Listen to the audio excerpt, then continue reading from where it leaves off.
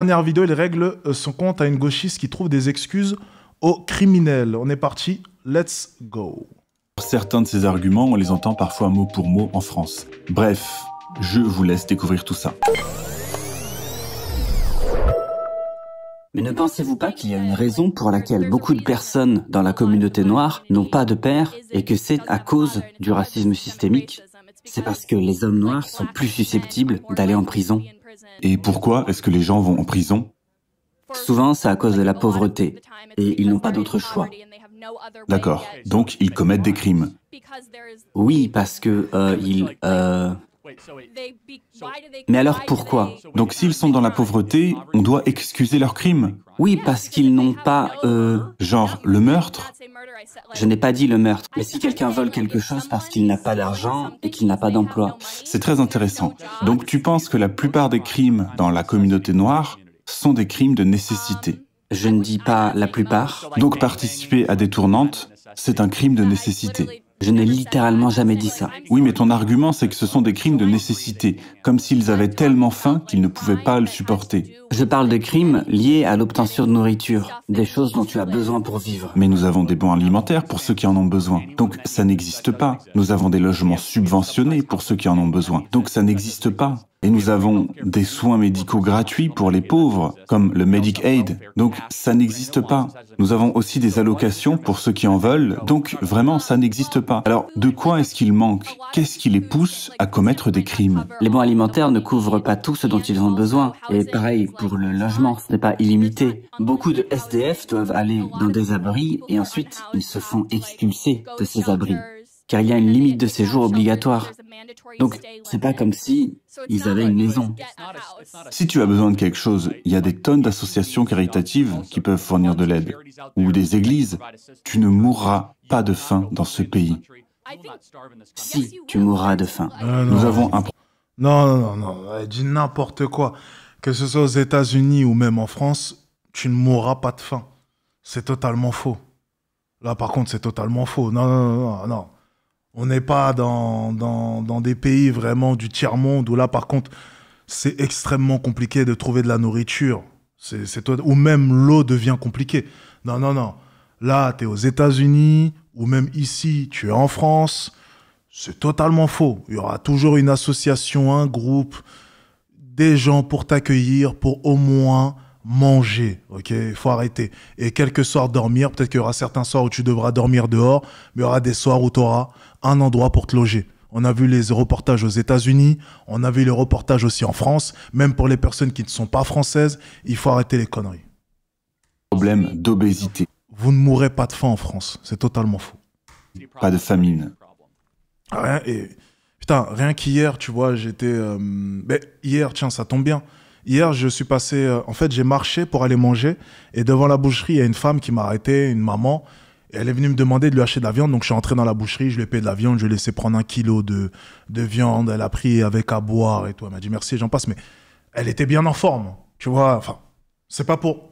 Je vais pas manquer de respect, attention, mais elle était bien en forme. Je sais même pas si elle était à la rue ou non, mais voilà, j'imagine que elle était dans une situation compliquée. Mais elle était en forme, tu vois. Voilà, elle était en forme, elle était là. Enfin, tu vois bien que elle va pas mourir de faim. Ok? Elle va pas mourir de faim dans tous les cas. Il faut arrêter au bout d'un moment. On n'est pas dans un pays du tiers-monde, c'est des conneries, ça. Mais de quoi tu parles?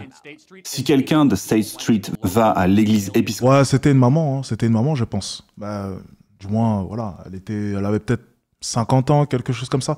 Je pense que c'était une maman, et puis elle a pris 1 kilo de viande, donc... Épiscopalienne locale ou méthodiste, ils seront nourris, je te le garantis. Et s'ils vont à un abri alimentaire local, ils seront nourris. Ok pour la nourriture, mais pour le logement? Pour le logement, nous avons des logements subventionnés Section 8 dans ce pays, n'est-ce pas? Si tu veux un toit, tu peux en avoir un. Oui, mais avec des milliers de règles et tu peux pas faire... Oui, bien sûr, c'est pas l'idéal, mais revenons à cette idée de crime par nécessité. Pourquoi les gens commettent-ils des crimes? Je ne dis pas pourquoi toutes les personnes, je dis qu'il y a des gens qui commettent des crimes parce qu'ils n'ont pas d'autre choix. D'accord, mais pourquoi est-ce que d'autres groupes raciaux aussi pauvres ne commettent pas de crimes au même taux? Par exemple... Si on prend pour exemple les Asiatiques, ok? Les Asiatiques aussi, ont connu une grande vague de pauvreté. Et pourtant, à l'heure actuelle, c'est une des communautés les plus riches. Dans la majorité des pays occidentaux, ils font partie des communautés les plus riches. Que ce soit aux États-Unis, que ce soit en France, peu importe, tu regardes les Asiatiques, c'est exceptionnel. Parce que les Asiatiques, vous savez quoi, on en parlera une autre... Non, vous savez quoi, on va en parler maintenant, parce que les Asiatiques respectent, selon moi, 3 grandes règles, ok, très importantes. Tout d'abord, l'éducation. Faites des études, de hautes études. C'est pour ça qu'ils sont surreprésentés dans les métiers qui nécessitent de hauts diplômes. Donc, tout d'abord, les études. Ils ont vraiment un grand amour pour les études. Ils apportent une grande importance aux études. Pour eux, c'est extrêmement important. Extrêmement important. Ensuite, deuxième règle, selon moi, ils ne se victimisent jamais. Ils ferment leur gueule et ils bossent. Pas de victimisation, que du travail dur. C'est des bosseurs. Ils n'ont pas le temps pour se plaindre. Les mecs, ils bossent. Ensuite, troisième point, selon moi, ils se marient relativement tôt. Donc, ont une vie rangée très tôt. Tu regardes un Asiatique, généralement, à 26, 27 ans, il a déjà sa femme, il est déjà rangé, il commence déjà à avoir ses enfants. Donc, c'est des gens très ordonnés, très disciplinés. C'est tout. Et pourtant, il y avait le même point de départ. Les Asiatiques n'ont eu aucun avantage aux États-Unis ou même en France. Et pourtant, regardez maintenant. Maintenant, j'ai une question à vous poser. Parce qu'on parle souvent des minorités, on parle souvent des... Parlons même de la communauté noire directement. Si vous preniez la mentalité, vous prenez là maintenant la mentalité qu'ont les Asiatiques, vous la transférez dans notre communauté. Vous pensez qu'il va se passer quoi d'ici quelques années? Simple question. Parce que je suis désolé. Pour ce qui est de la communauté noire, j'en ai marre. Vraiment, j'en ai marre. Les voir se plaindre à tout va sur TikTok, alors que leur seul centre d'intérêt, c'est se victimiser, danser le chata le week-end, ou même niquer des gonzesses à tout va. Enfin, non mais, au bout d'un moment, juste. Et s'imprégner d'ailleurs d'une culture américaine totalement débile, ou enfin, ça encore une fois, je pourrais faire une liste tellement longue, vraiment, je pourrais faire une liste vraiment longue. T'allumes juste TikTok déjà, tu sais à peu près ce que je veux dire. Vous prenez juste la mentalité de la communauté asiatique. Vous la mettez chez nous. Que se passera-t-il d'ici quelques années? Question à 10 000 €. Juste. Question à 10 000 €. Parce que, à ce que je sache, la Constitution n'était pas écrite en mandarin ou je ne sais quoi. Les Asiatiques, je suis désolé, mais ils sont invisibilisés, mais c'est pas possible. Les Noirs se plaignent tous les jours. On n'a pas assez de représentants au gouvernement, on n'a pas assez de représentants à la télé. Tu vois beaucoup d'Asiatiques, toi, à la télé? T'en vois beaucoup? Tu vois beaucoup d'Asiatiques, toi, au gouvernement? T'en vois beaucoup? Vous êtes sûr? Les Asiatiques, ils sont pas sous-représentés? Mais ces mecs-là, ils en ont rien à foutre. Ils se victimisent pas. Ils bossent dur, ils vont à l'école, ils obtiennent des diplômes et ils continuent. Ils se rangent vite, ils sont ordonnés, ils sont disciplinés, ils font pas chier. Ils n'ont pas besoin de représentants dans un pays qui ne sont même pas le leur. Ils n'ont pas le temps pour ça, les mecs, c'est juste des bosseurs. Ils n'ont pas le temps pour vos conneries et vos victimisations. C'est pour ça qu'ils sont là et nous, on est là. Donc, dans quelques années, si on avait transplanté la mentalité des Asiatiques, eh bien, on serait là. Mais vous préférez rester là. Parce que se victimiser, c'est plus facile. Et puis parler de l'esclavage, c'est plus facile.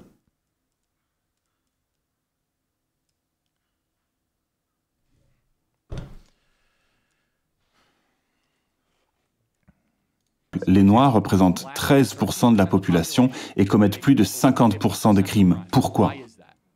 Les Noirs, je dirais plutôt les personnes de couleur. C'est pas grave. Oui, comme tu veux. Disons les Blancs, sinon. Qu'importe. Attends. Je peux dire les Hispaniques, si tu veux. Ça te dérangerait pas. Mais n'essaye pas de polisser mon langage. Je ne polise pas ton langage. Je dis juste que je dirais des personnes de couleur. Mais l'insinuation, c'est que je suis raciste. C'est ton opinion. Donc les Américains noirs sont 13% de la population et commettent entre 50 et 56% des meurtres, crimes, carjacking et autres. Pourquoi? Eh bien, quel pourcentage de la population blanche vit dans le même niveau de pauvreté? D'accord, donc tu sais qu'il y a 2 fois plus d'Américains blancs pauvres que de Noirs. Pas le même pourcentage, mais toujours, si tu regardes les Américains blancs qui sont pauvres, ils commettent beaucoup moins de crimes que les Américains noirs pauvres. Pourquoi? Peut-être parce que quand on rentre dans un magasin, ils suivent les noirs et pas les blancs. Mais pour le meurtre, pourquoi est-ce que les noirs commettent-ils à ce point plus de meurtres? C'est pas parce que tu es suivi dans un magasin que tu commets plus de meurtres. Ouais. C'est pas un bon argument. Laisse-moi juste revenir sur quelque chose que tu as dit, le racisme systémique. Donc, l'idée du racisme systémique, pour toi, il y aurait l'idée que les Américains noirs ne pourraient pas faire la même chose que les Américains blancs. Est-ce que tu peux me dire ce qu'un Américain blanc peut faire qu'un Américain noir ne peut pas faire? Voyons voir, je peux entrer dans un magasin sans être suivi. La police ne me suivrait pas comme elle le ferait pour quelqu'un d'autre. Je suis moins susceptible d'être tué. Les gars, no cap. La dernière fois que t'as un vigile qui m'a suivi dans un magasin, il avait une bonne raison de me suivre. Il avait... No cap, no cap. Il avait une bonne raison de me suivre. Franchement, depuis ça, on me suit pas dans les magasins personnellement. Voilà. Tu vois, bien habillé, tout va bien, habillé simplement. On me suit pas dans les magasins personnellement. Enfin, et en plus de ça, ça répond même pas à la question. Enfin, c'est n'importe quoi. En fait, c'est n'importe quoi. C'est juste bullshit ce qu'elle est en train de nous raconter. C'est faux. C'est tellement faux, mais qui se fait suivre dans les magasins? Mais oui, mais si t'es habillé comme un Anglais ou bien comme un gangster, mais oui, on va te suivre dans le magasin. Mais ça, c'est juste de la logique pure et dure. Comme dans les campagnes, il y a toujours un groupe de jeunes blancs français qui foutent la merde et qui se prennent pour des caïds du 93 parce qu'ils s'identifient à des clips de rap qu'ils voient sur Internet et qui, du coup, en rentrant dans les magasins, eux aussi se font suivre et qui disent « nique la police » alors qu'ils s'appellent Julien, tu vois. Ça existe aussi de l'autre côté. Mais ça, c'est plus une question d'image que tu vas renvoyer. C'est plus ça. Parce que le noir qui débarque avec ses lunettes, excuse-moi, et son petit costard ou bien sa petite chemise, et qui est bien présentable et qui ne renvoie pas une mauvaise image, il se fait pas suivre. L'hispanique aussi, c'est la même chose. Donc il faut arrêter les conneries. Pour vous dire, alors là, je vais vous balancer un... Ok, je vais vous balancer un... Non, je sais même pas si j'ai le droit de dire ça. Parce que c'est une période sombre de ma vie. Mon cousin... Non, parce que du coup, vous allez deviner. J'aurais dû directement anticiper avec mon cousin. Par balle, pendant que je conduis, il y a beaucoup de choses que je peux faire. Je vais juste te dire, mon cousin avait compris ce trick-là. Et du coup, il avait un accoutrement par moment qui faisait plus classe lorsqu'il avait envie de commettre certains... Voilà. Bref, peu importe. En gros, mon cousin avait compris que l'image que tu renvoies était très importante et que même, pour vous dire, je vais vous donner un peu des détails, à la FNAC, faites le test un jour, allez à la FNAC, enfin, ne faites pas le test du coup, mais ne faites pas ça, mais à la FNAC par exemple, ou au boulanger, oui, ou au boulanger, mettez un long manteau ou un costard, mettez un long manteau, chemise, pantalon, prenez une petite mallette. Allez à la sortie, sonnez. Placez un article. Attention, je vous dis pas que je l'ai fait, hein. J'ai pas dit que je l'ai fait. Prenez une boîte d'AirPods, peu importe ce que vous trouvez, ok? Généralement, les batteries portables, ça se revendait bien aussi. Mais, non, je dis pas que moi je l'ai fait, mais juste, voilà. Prenez un article, vous le mettez en dessous de vos aisselles comme cela. Vous avez votre sac ici, ok, juste ici, ou bien vous prenez un sac à dos. Sac à dos, c'est même mieux par moment. Vous allez comprendre pourquoi. Vous sortez comme cela, vous avez votre petit sac, et en sortant, vous mettez sous l'aisselle de votre long manteau. Vous êtes habillé classe. Vous sortez, il y a deux solutions. Ça va sonner, vous avez acheté votre petit article, ok? Et vous dites, oh, je comprends pas, ticket. Oh, mais non, mais... Généralement, vous savez ce que le vigile va faire? Dans 70% des cas, 7 fois sur 10, ce vigile va faire...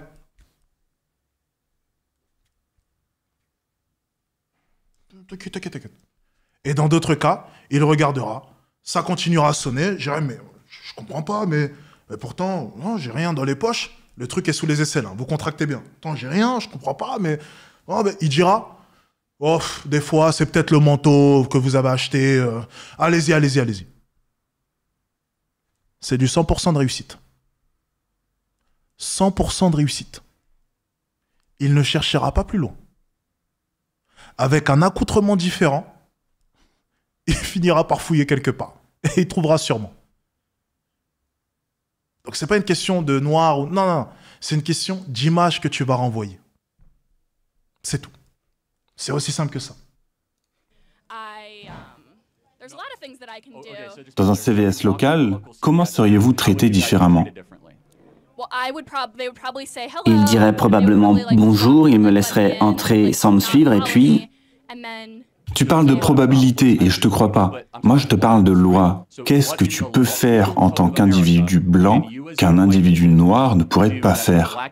Parce que systémique, ça signifie que c'est dans la loi, comme le cas Jim Crow, par exemple. Là, je comprends totalement. Ça, c'est du racisme systémique. Mais aujourd'hui, qu'est-ce qui est systématiquement à ton avantage? Il y a des lois pour les logements, parce que je sais que la discrimination raciale n'existe plus, mais il y a des cas où les Blancs sont plus susceptibles d'obtenir des prêts, parce qu'ils ont moins de... je sais pas, c'est un retour de la discrimination raciale. J'y crois pas du tout. En fait, c'est l'inverse. Vous ne croyez pas en la discrimination raciale? Les Américains noirs sont maintenant favorisés pour les prêts dans certaines villes par rapport aux Blancs. Mais je sais bien que la discrimination raciale a existé, évidemment. Mais à cause de la discrimination positive, une préférence est donnée. Mais revenons au père. Quelque chose est arrivé à l'Amérique noire depuis 1965. Tu parles de la guerre contre la drogue? Ok, c'est ta conception des choses, donc pourquoi pas. Mais pour aller en prison pendant la guerre contre la drogue, c'est bien qu'il a fallu vendre de la drogue ou être pris avec de la drogue. Oui, parce que c'est l'un des seuls jobs qu'on peut trouver dans les zones pauvres. Tu vas vendre de la drogue parce que c'est ta seule option. C'est une telle différence de vision du monde. Tu trouves des excuses pour les criminels. Bah oui. Quelle insulte pour les immigrants pauvres qui sont venus ici, qui n'ont pas commis de crime, qui ont pris 2 ou 3 travails en même temps pour sortir de la pauvreté et qui n'ont pas choisi de dealer de la cocaïne. Mon père est un immigrant blanc de Pologne et il a commis des crimes. Et il va bien maintenant. Est-ce qu'il est allé en prison? Oui. Je pensais qu'il y avait du racisme systémique. J'ai jamais dit que les blancs n'allaient pas en prison. J'ai dit qu'ils y allaient moins. Et vous disiez que les immigrants blancs ne risquaient rien. Non mais revenons au cœur du sujet. Nous avons une différence de vision du monde. Ma vision du monde n'est pas compatissante envers ceux qui volent, pillent et tuent. C'est un problème de valeur. Je n'aime pas trouver d'excuses à des gens qui font des choses évidemment nuisibles. Et deuxièmement, nous avons un problème en Amérique. Le plus grand problème de l'Amérique noire, ce n'est pas le racisme, c'est l'absence de pères. Si les pères sont là, les enfants prospèrent. Et tu sais qui est d'accord avec moi? Barack Obama. Il en a même fait un des éléments centraux de sa campagne. Il est venu sur ce campus en 2012. Des milliers de personnes étaient là et on a discuté de la nécessité de reconstruire la famille noire et de remettre les pères à leur place. Pourquoi le Parti démocrate ne parle-t-il pas de ça? Mais je suis tout à fait d'accord pour avoir des pères. Je ne suis pas contre les pères noirs. Bien sûr, je dis simplement, ne sommes-nous pas d'accord? Quelqu'un a-t-il entendu mentionner ça à une échelle nationale au cours de ces 10 dernières années? Parce qu'il y a des problèmes plus importants. Non, il n'y en a pas. Voilà le problème. C'est ça qui nous différencie en tant que conservateurs. Je me concentre sur le fait que vous avez une désintégration familiale. Ne vous inquiétez pas du changement climatique, ne vous inquiétez pas du racisme systémique. Ce sont des abstractions folles. Mais le racisme systémique crée des problèmes familiaux. Si vous retirez les gens noirs de leur famille, alors ils auront des familles brisées. Donc ça, c'est intéressant. Ce n'est pas eux qui partent. Le problème, c'est qu'ils ne restent pas avec les femmes qu'ils mettent enceintes. 13% de la population américaine est noire. Alors bien sûr, tous ne finissent pas en prison, mais il y a une partie énorme d'entre eux qui sont des enfants abandonnés. Parce qu'il y a des comportements culturels différents entre l'Amérique noire et l'Amérique blanche. Par exemple, pour eux, c'est tout à fait normal de féconder une femme et puis de l'abandonner. C'est basé sur quoi? D'où ça vient, ça? C'est une bonne question, d'où ça vient. Non, je veux dire, sur quoi repose cette vision de l'Amérique noire? C'est pas une vision, c'est vrai. Je veux dire, ne me croyez pas sur parole. Regardez Thomas Sowell, Shelby Steele, qui ont fait des analyses incroyables sur ce sujet. Dans la culture noire, c'est pas quelque chose qui va vous stigmatiser d'abandonner la femme que vous avez mise enceinte. Dans la culture blanche de la classe moyenne supérieure, pour ceux d'entre vous qui ont grandi à Waukesha, à Libertyville, ou bien à Hinsdale, vous connaissez bien ces quartiers. Si vous mettez une fille enceinte, que vous l'abandonnez, vous serait stigmatisé socialement. Dans la culture blanche, de la classe moyenne supérieure, ce type de comportement est très fortement désapprouvé. Et ce n'est pas le cas dans la culture noire. Non, en fait, c'est même glorifié par la culture rap. Baby mama. C'est ce que j'allais dire. Baby mama. I got 4 baby mama. Il a raison. C'est même glorifié. Il a totalement raison. C'est même glorifié. Il a raison.